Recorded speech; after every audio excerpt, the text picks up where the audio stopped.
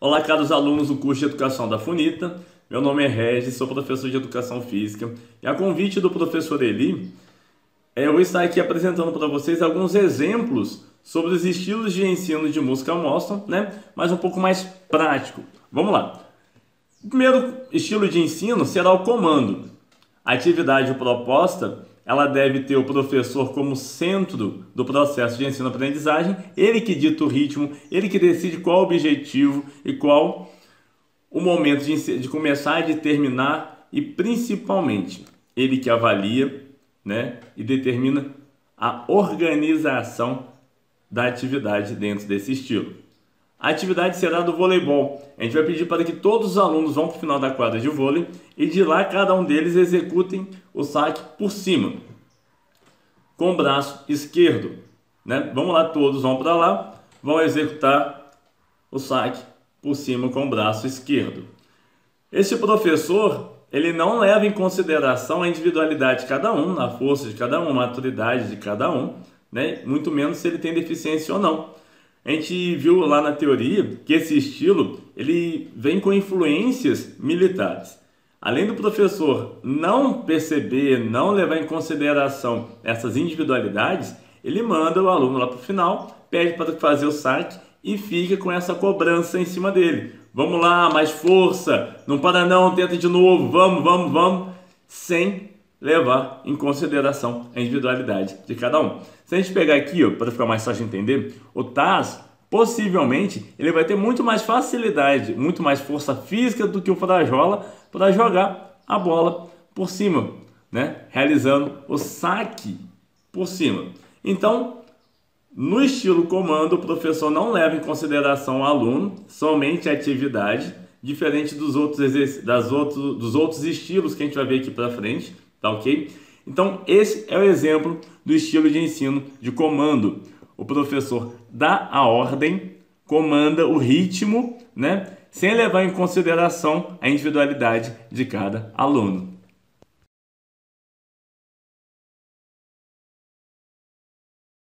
E esse vai ser o estilo de ensino de tarefa, Ainda, lá pela teoria, a gente sabe que esse estilo de ensino ainda tem como centro do processo de ensino-aprendizagem o professor. Mas aqui já é um primeiro passo em direção a um ensino mais centrado lá no aluno, O professor ainda determina o objetivo, escolhe a atividade, determina toda a organização, mas com um pouco menos de rigidez, Vamos lá, qual seria a atividade de hoje? A atividade dessa tarefa para tentar trazer de exemplo para vocês. Vamos pensar comigo, vamos escolher uma agora. A tarefa será jogar a bola de basquete na cesta, A gente sabe que a gente tem aí alunos diferentes, como eu falei, dos dois, do Piu-Piu, do Taz e do Frajola. E os três eles têm alturas diferentes, Um tem mais força do que o outro. Então, se eu deixar padronizado uma cesta uma certa altura, nem todos vão conseguir fazer o exercício, a atividade que é lançar a bola na cesta de basquete. Então, pense comigo em a gente deixar aí, pedir 3 alunos para deixar os braços, em forma de cestas e de aro, em alturas diferentes, onde os alunos mais baixos ou de estatura mais baixas ou médias vão seguir essa tendência. Eu jogar a bola onde possivelmente eu vou conseguir jogar, Por quê? A gente vai estar atendendo todos os alunos, os mais altos e os mais baixos, e como o estilo mesmo já diz, cada aluno faz num tempo ou de uma forma que ele acha que vai conseguir, que vai ter um êxito, que vai ter um sucesso melhor dentro dessa atividade. Então, se eu sou um aluno mais alto e acho que eu vou conseguir realizar essa tarefa, essa atividade, jogando na cesta mais alta, eu vou para a fila de cesta mais alta. Ou não, se eu não vou conseguir jogar essa bola numa cesta tão alta, eu vou para a fila de cesta tão baixa, mais baixa. Todos os alunos vão realizar a atividade, né? Aí parte do professor corrigir. Assim, fulano, você acha que vai conseguir jogar a bola lá naquela cesta mais alta?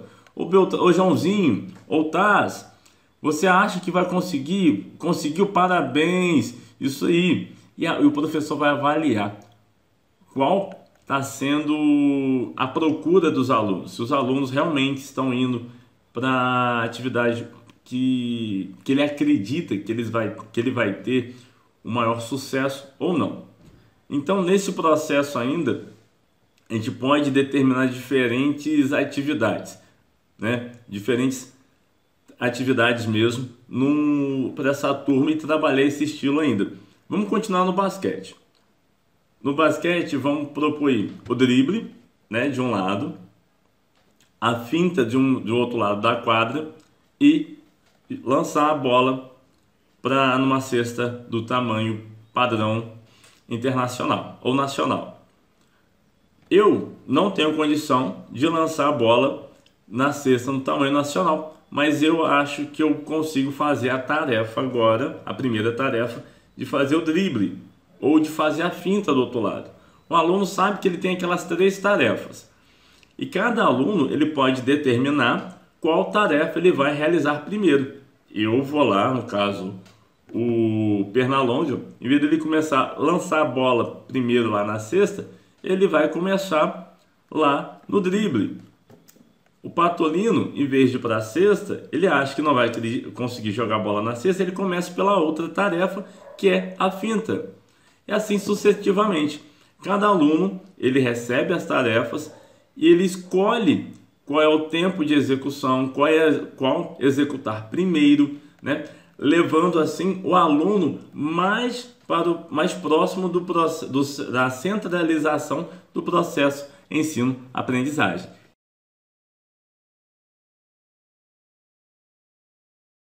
Esse é a avaliação recíproca, né? Vamos aí escolher 2 alunos para estar participando de uma atividade. Vamos trazer agora o futsal. O professor ele vai passar qual é a atividade, né? E vai deixar a avaliação não, a observação para um dos alunos e a execução para o outro. Agora o Taz vai fazer o toque, o passe do futsal somente com a perna esquerda e com a parte interna do pé.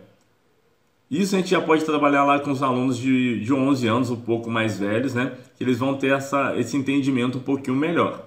Então vamos lá. O Taz vai fazer o passe para o Pernalonga, né? Com a perna esquerda e com a parte interna do pé. O Pernalonga, no caso, ele vai observar se o Frajola consegue fazer o passe realmente com a parte interna do pé. O professor ainda intervém, né, nessa atividade, nesse estilo de ensino, mas ele não é o centro totalmente do processo ensino-aprendizagem. Ele já começa a dividir, ele já começa a aproximar os alunos um pouquinho mais da centralização, né, do processo de ensino. Ele, em momento algum, ele corrige o aluno executor. O professor simplesmente vai chegar para o aluno que está observando, que está avaliando se o aluno que está executando a atividade está fazendo da maneira mais correta possível. Ele vai perguntar: o Pernalonga, você acredita, você acha realmente que o Patolino está conseguindo chutar com a perna esquerda, né? Fazer o passe com a perna esquerda, com a parte interna do pé, ou não? Ou você daria uma outra dica? Daria, vamos lá, uma outra sugestão para ele? Você indaga o aluno que está sendo avaliado para que ele faça, né, a correção do movimento. Mas antes, o professor tem que deixar bem claro qual é o objetivo, qual é a intenção dessa atividade, o que o aluno executor vai ter que fazer, né? Explica totalmente o movimento para que o aluno que vai estar observando possa realmente ter entendido o movimento e fazer as correções devidas, né? As intervenções devidas, através do professor. É interessante também trocar, né, os alunos. O Pernalonga foi, no caso, o aluno observador, agora ele vai ser observado, mas por outro aluno, não da mesma dupla, entendeu? Para a gente não ter repetições de fala, porque o Pernalonga falou comigo, no caso, com o Frajola, assim, olha, chuta mais interno, entendeu? Chuta mais próximo do calcanhar, mais perto do dedão, para não ter essas influências vocálicas. Essas frases já escutadas anteriormente, eu simplesmente vou repetir para aquela pessoa que me corrigiu, para estar fazendo igual, para fazer certo talvez, né? Então a gente trocando as turmas, os parceiros, né, as duplas aí no decorrer das aulas entre avaliado e executante e observador é muito interessante. A gente consegue enriquecer a observação dos alunos, né, e trazer um pouquinho mais de qualidade para quem está executando, tá ok? Então esse é o terceiro estilo de ensino que a gente está passando, que é o de avaliação recíproca.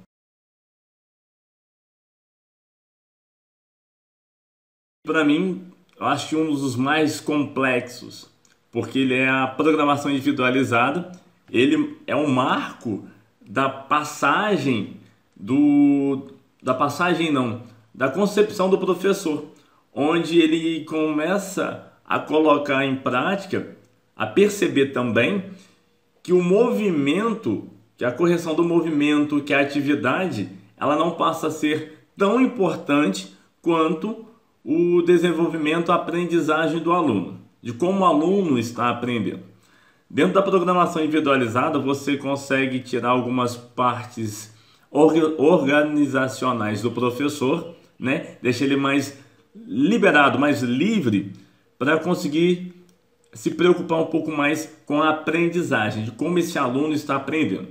E dentro da programação individualizada, o professor consegue focar mais nos alunos que têm alguma deficiência, tem alguma superdotação, e consegue estimular a aprendizagem através deste estilo de ensino. Dentro da programação individualizada, a gente consegue individualizar ela por tarefa, por quantitativo, por qualitativo ou individual combinado, né? Por tarefa, o aluno recebe uma lista de tarefas exclusiva para ele. A gente sabe que lá no desenho, quem conhece o Taz, ele é um personagem muito hiperativo. Então o professor, sabendo dessa hiperatividade do Taz, ele faz uma série de tarefas para ele, né, para ele estar executando da forma dele. A gente sabe que a gente tem que trabalhar um pouquinho da concentração do Taz. Então as atividades propostas para esse Taz, para trabalhar a concentração, pode ser, vamos lá, um quebra-cabeça gigante, um jogo de xadrez maior, onde ele vai ter que se concentrar, tipo um jogo de dama grande, onde os colegas de classe ali, eles são as peças do jogo, né? Ou não, é uma coisa menor, pedir para ele fazer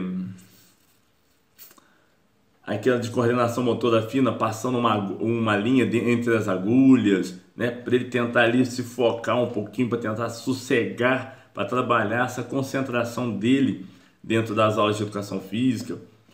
Ou não, a gente tem aqui o Patolino, que é aquele aluno brigão pra caramba.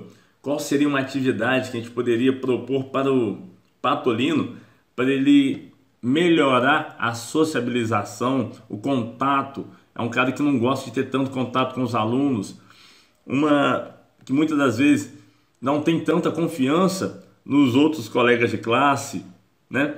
A gente poderia colocar uma atividade onde ele depende de um outro colega para estar fazendo essa atividade, como se fosse fazer ali um carrinho de mão, onde que ele iria ter que andar com as mãos e o colega segurando o pé dele, para tentar aproximar, né, esse esse aluno, trazer essa sociabilização para ele. No quantitativo, o aluno determina para ele o máximo de tarefas ou o máximo de coisas que ele vai conseguir fazer. Igualzinho no caso do Patolino, ele vira e fala: ô Regis, acho muito difícil, acho que não vou conseguir fazer isso tudo não. Tudo bem, Patolino, vamos fazer o que você acha que consegue fazer. Vou enumerar aqui comigo quais dessas atividades você consegue fazer. Porque quem não gosta de ter relação humana ali, tem uma sociabilização, gosta muito do toque, vai procurar o máximo de atividades físicas ali, atividades propostas pelo professor para ele, para não ter contato com o outro. Mas a gente vai colocando algumas atividades que aproximem, né? A gente não vai assim, abraço coletivo. Claro que não, mas vai aproximando devagar. A gente vai respeitando, a gente vai fazendo essa programação individualizada desses alunos. A gente vai respeitando a individualidade social, a individualidade física dele, né? E o seu desenvolvimento. E dentro do qualitativo, a gente já esbarrou ali com o Patolino, a gente passa uma quantidade maior, ele vai diminuindo.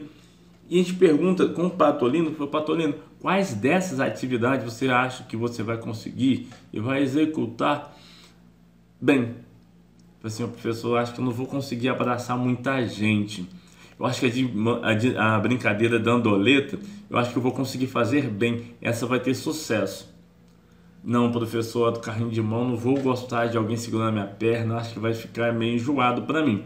Então a gente consegue compreender, dentro da programação individualizada, as deficiências de cada um, a limitação de cada um e conseguir desenvolver esse aluno de uma maneira assim por completo, né? Pouco a pouco, vai andando. E a gente já vai percebendo que os estilos de ensino de música mostram, através da programação individualizada, a gente já começa a colocar o aluno lá como centro do processo de ensino-aprendizagem. Programação individualizada, a gente trabalha o aluno como o ser individual, né? A gente senta, conversa, programa com ele, vê o que a gente vai conseguir atender melhor dentro das atividades propostas para ele. A gente também tem ali o individual combinado. O aluno determina os níveis de desempenho relacionados aos aspectos quantitativos e qualitativos. Foi aquilo. Você conhece seu aluno, vem lá desde o início do ano, a gente passou pelo comando, pela tarefa, pela avaliação recíproca e chegamos até hoje, a gente conhecendo esse aluno, essas limitações sociais dele. Então a gente sabe que a gente tem que trabalhar esse lado mais de interação social com o aluno, porém respeitando, fazendo uma lista de avaliações, pegando o perfil do aluno para ver se a gente vai ter uma adequação, a gente vai ter uma evolução social deste aluno que tem essa deficiência.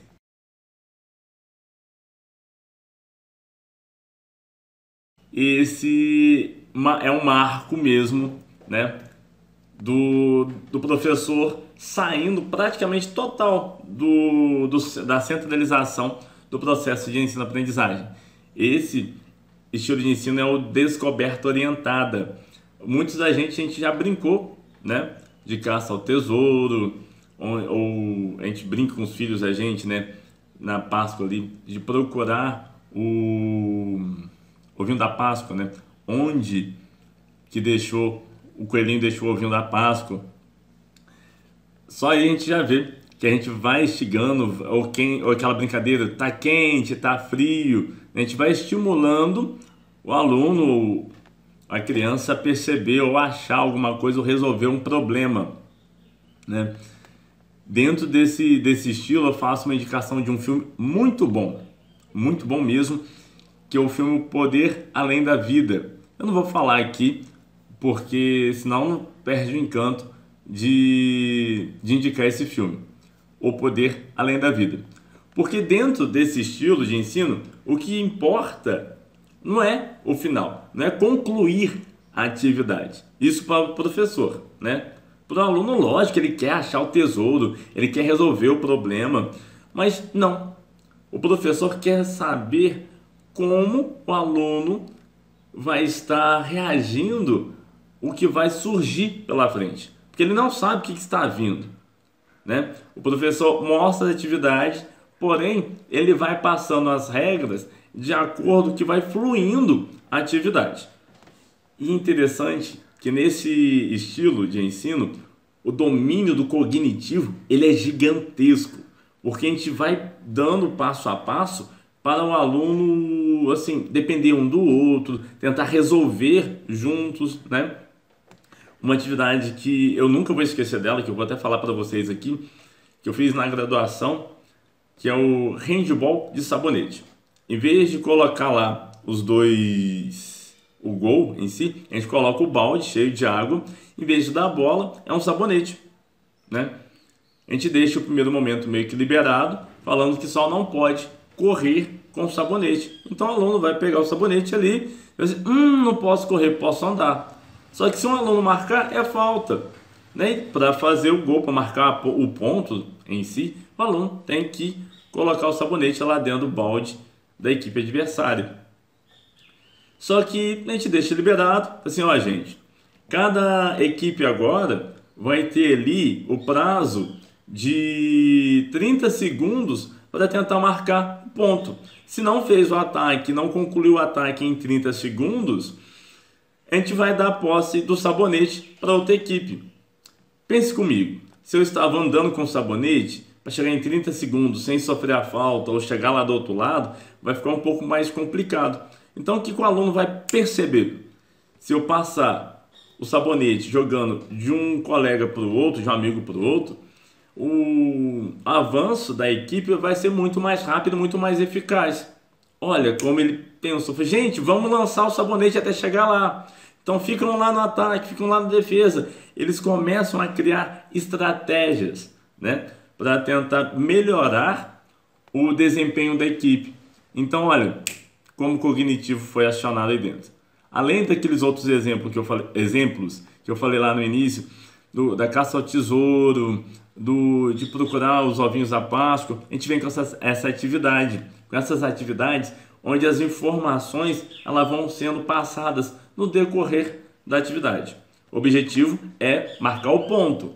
Mas o que a gente vai fazendo para dificultar ou para aumentar a socialização, a interação entre os alunos, que eles não sabem? A gente vai passando isso, dosando, claro, lembrando sempre que todo plano de ensino, toda aula, todo plano de aula está sujeito às modificações.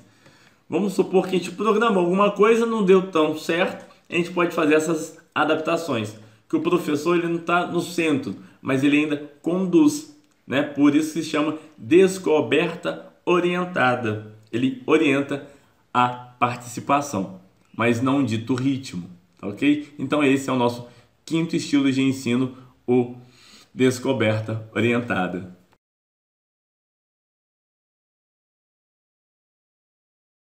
Para mim, os que eu mais utilizei durante a minha vida aí de trabalho dentro da educação física, eu usava muito quando eu era treinador de handball. Por quê? Dentro do jogo de handball aparecem várias situações, problemas. O interessante é fazer que o aluno tenha ferramentas para solucionar esses problemas que surgem por aí. Vamos lá, eu vou usar o exemplo do handball, mas a gente consegue se aplicar em todos os outros esportes, em todas as outras atividades. Eu tinha um problema muito comum no handball, que a barreira estava aqui formada por dois da defesa, e um aluno, ele sempre fazia a finta dele para um lado só para o lado esquerdo, ou só para o lado esquerdo, no caso. Eu falei assim, ô Frajola, faz o seguinte, quando aparecer o seu marcador de frente para você, você está tentando passar sempre para o mesmo lado. O que a gente poderia fazer diferente para que esse defensor ele não pegue seu braço de arremesso, ele não te marque? Pensa comigo. Aí eu coloquei em diversas situações esse aluno Frajola para bater de frente com o taço, e todas as vezes ele fintava para o lado esquerdo. Ele batia de frente para o lado esquerdo. Eu comecei a questionar ele, assim, ô Frajola, pro lado esquerdo a gente não está tendo sucesso mais. De que forma a gente pode estar fintando para estar passando lá do taço? Pensa comigo.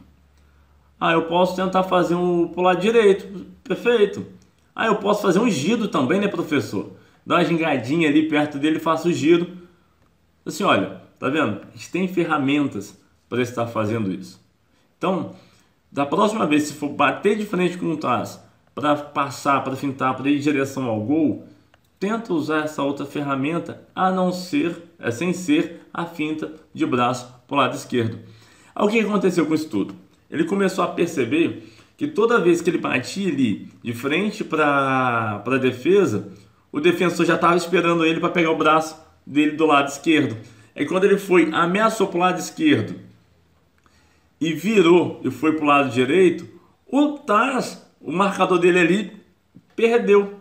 Porque ele já estava acostumado a bater sempre de um lado. Ele simplesmente resolveu esse problema. Ele teve essa solução. Vamos lá para o futebol também.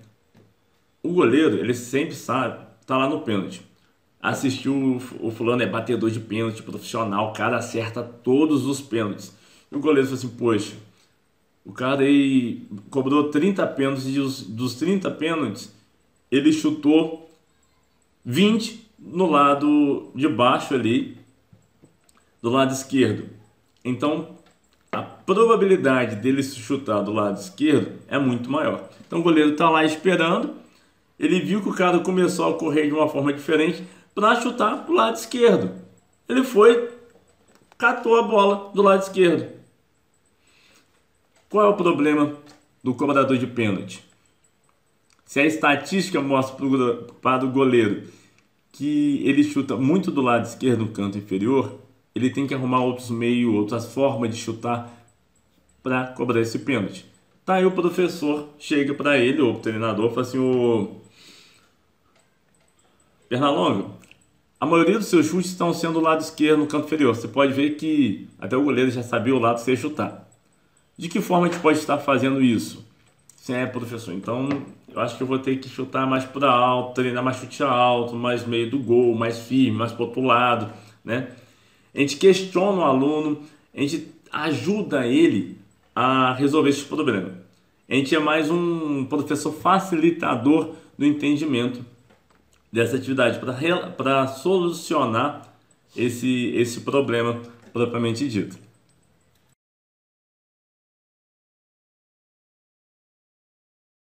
Então, pessoal, terminei aqui, né? Eu selecionei esses 6 estilos de ensino, né? Desde comando até a solução de problema, porque eu acredito que esses são os mais utilizados ou os que deveriam ser mais utilizados. A gente tem outros aí, né? Mas os objetivos, os principais dentro dos estilos de ensino de música mostram essa evolução, essa tirada do professor do centro do processo de ensino-aprendizagem e colocando o aluno, né, como foco do processo e participante ativo, né, do processo de ensino-aprendizagem. São esses, né, desde a programação individualizada até a solução de problema. A gente percebe que o professor se preocupa um pouco mais da forma que o aluno está aprendendo, né, do que realmente simplesmente executar a atividade proposta. E quando a gente vai olhar os aspectos atitudinais, procedimentais e conceituais, quanto mais o aluno dentro do processo ensino-aprendizagem, ele aprende mais, ele sai com mais ferramentas. E quando ele consegue tomar decisões e solucionar problema dentro do jogo, né, dentro da atividade, dentro do que for proposto por você dentro de sala de aula, quando ele sai da sala de aula, ele consegue colocar isso para a vida. Ele consegue ter essas soluções de problemas, né? Essas descobertas, essas programações individualizadas dele no dia a dia. Eu falo muito, eu pego uma fala lá do lazer, que é educar para e pelo lazer, é educação física, né? São os estilos de ensino de música mostram para a educação física e pela educação física. A descoberta orientada é a solução de problemas. Quando ela é bem trabalhada dentro da educação física, o aluno ele consegue exportar isso para a vida e se torna uma pessoa melhor. Desde já agradeço a atenção de todos vocês. Foi um prazer muito grande estar aqui, tá? Agradeço ao professor Eli também pela oportunidade e muito obrigado. O professor Eli vai deixar aqui para vocês o meu contato lá do Instagram, @professor Regis. Quem quiser me seguir e ver mais conteúdos como esse, é só seguir lá, tá bom? Abraço!